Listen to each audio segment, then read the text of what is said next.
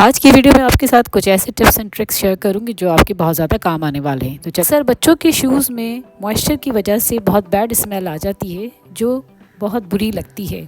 तो इसको हटाने के लिए आप किसी टिश्यू पेपर में या किसी अखबार में घर में मौजूद मोटा नमक या आम नमक डालकर अगर रख दें पूरी रात के लिए, तो जब आप सुबह उसे निकालेंगे तो ना सिर्फ वो शूज़ का सारा मॉइस्चर एब्जॉर्ब कर चुका होगा बल्कि उसके अंदर से वो बैड स्मेल भी ख़त्म हो जाएगी। किचन में कैंची का ख़ासा इस्तेमाल होता है, लेकिन बार बार इस्तेमाल से उसकी धार ख़त्म हो जाती है और वो काम सही नहीं करती। तो इसके लिए आप एक एल्युमिनियम फॉइल का पेपर ले लें और उसका एक रोल बना लें या इसको इस तरह से फ़ोल्ड कर लें। अब आप इस एल्युमिनियम फॉइल के पेपर को इस सीज़र की मदद से बार बार स्टेप्स में काटें। तो इस तरह काटने से इसको एक तो धार लग जाती है और दूसरा ये कि इसके काम में तेज़ी आ जाती है। फिर आप इस सीज़र को किचन में दोबारा से नई जैसी कैंची के तौर पे भी इस्तेमाल कर सकते हैं। करना कुछ नहीं होता, बस आपने इस फॉइल पेपर को जितना काटेंगे उतना ही इसमें धार आना शुरू हो जाएगी। इस टिप की मदद से आप घर की तमाम पुरानी कैंचियों को धार लगा सकते हैं। है ना मज़ेदार टिप। हमारी नेक्स्ट टिप है, घर में इस तरह से बहुत सारे तांबे के या पुरानी धात के बर्तन होते हैं जो वक्त के साथ साथ काले पड़ जाते हैं। तो इनको अगर चमकाना हो तो उसके लिए भी बहुत आसान तरकीब है।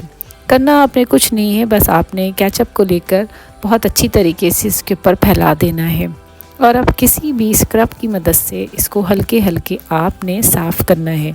कोई बहुत ज़्यादा आपने मेहनत नहीं करनी, बस आपने ये केचप इसके ऊपर डाल के इसको साफ़ करना है।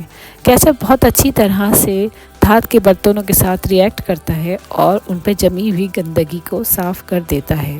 तो ये मैंने इसके ऊपर केचप को अच्छी तरह फैला दिया है और अब मैं इसको आहिस्ता आहिस्ता करके साफ़ कर रही हूँ। कुछ ही देर के बाद ये जो है ये बर्तन अच्छी तरह से, या जो शो पीस मेरे हाथ में है, ये अच्छी तरह से साफ़ हो जाएगा और चमक जाएगा। इसी तरह घर में पुराने स्टेनलेस स्टील के बर्तन होते हैं जो वक्त के साथ साथ इनकी चमक ख़त्म हो जाती है। मैं अपने घर के तमाम स्टेनलेस स्टील के बर्तनों को इसी मेथड से साफ़ करती हूँ कि मेरे बर्तन हमेशा चमकते हैं। अभी इस वक्त मेरे हाथ में एक छोटी सी पतीली है। मैं इसके अंदर अंडे के छिलके और इमली का इस्तेमाल करती हूँ।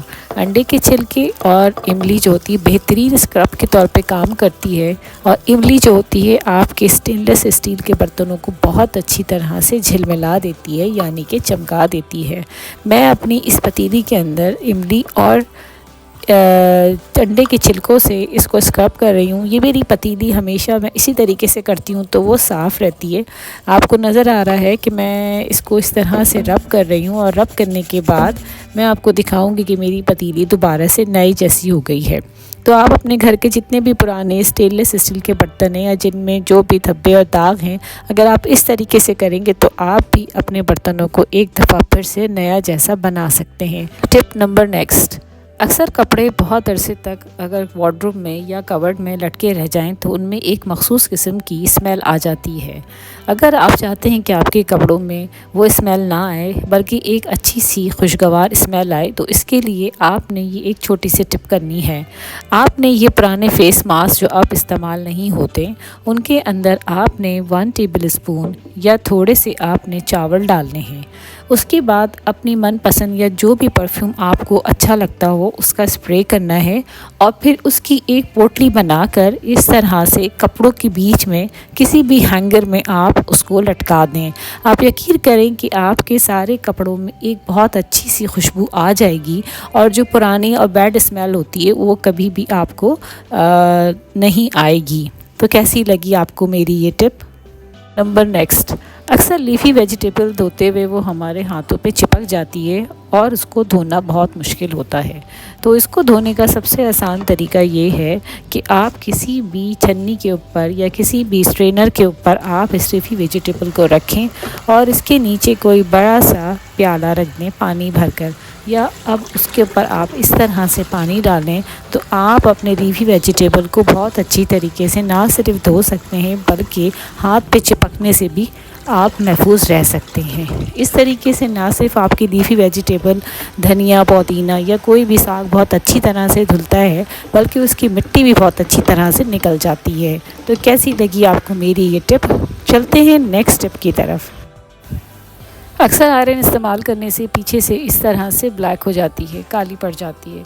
तो अगर इसको स्क्रब करने से फिर इसकी पॉलिश उतर जाती है। तो सीधा सा इसका एक टिप है, आप किसी पेपर के ऊपर सॉल्ट लें और इसके ऊपर अपनी प्रेस को बग़ैर ऑन किए चलाएं। कुछ ही देर में सारी गंदगी उसकी हट जाएगी और प्रेस जो है पहले की तरह नई हो जाएगी। अक्सर हमारी फ्रिज में जब लंबे अरसे तक साफ़ ना करें तो एक बैड ओडर आ जाती है, यानी एक अजीब सी स्मेल आती है। तो जब भी आप फ्रिज साफ़ करने लगें तो आप मीठा सोडा यानी खाने के सोडे में अगर थोड़ा सा नमक मिलाकर पूरे फ्रिज को उससे एक दफ़ा वाइप कर ले तो आपकी फ्रिज में से ये स्मेल ख़त्म हो जाएगी और आपका फ्रिज बिल्कुल साफ़ सुथरा हो जाएगा। अगली टिप चींटियों को लेकर है। अक्सर चींटियां बरसात के मौसम में आ जाती हैं, तो इनको हटाने के लिए पोछे में अगर नमक डाल दिया जाए तो चींटियां चली जाती हैं, या उस जगह पे जहां पर चींटियां हैं वहां पर नमक डाल दें या चीनी डाल दें तो चींटियां बहुत जल्द गायब हो जाती हैं। नेक्स्ट टिप अनियन और लहसुन को लेकर है। इसको अक्सर चॉप करने से हमारे हाथ में एक बैड स्मेल आ जाती है जो काफ़ी देर तक नहीं जाती है। तो इसको हटाने के लिए अगर हाथ को विनेगर और सॉल्ट के साथ रब करें तो हाथ से ये स्मेल ना सिर्फ चली जाती है बल्कि आप ख़ुद भी अच्छा फील करते हैं। घर में मौजूद सिंक और बेसन को अगर तारपीन के तेल में नमक मिला के साफ़ किया जाए तो वह स्पार्कलिंग क्लीन हो जाते हैं और झिलमिलाने लगते हैं। ये आखिरी टिप ग्राइंडर को लेकर है। ज़्यादा इस्तेमाल करने से एक तो वो गंदा हो जाता है और दूसरा इसकी ब्लेड की धार ख़त्म हो जाती है। इसकी ब्लेड की धार को तेज़ करने के लिए आप इसके अंदर 1 चमचा नमक, मोटा नमक डाल के उसको चलाएं 2-3 दफ़ा, तो नमक का दरदरापन जो होता है उसकी धार को सही कर देगा और आपका ग्राइंडर दोबारा से तेज़ी से वर्क करेगा। तो कैसी लगी आपको मेरी ये टिप्स? कमेंट्स बॉक्स में ज़रूर बताएं और पसंद आए तो लाइक और शेयर ज़रूर करें।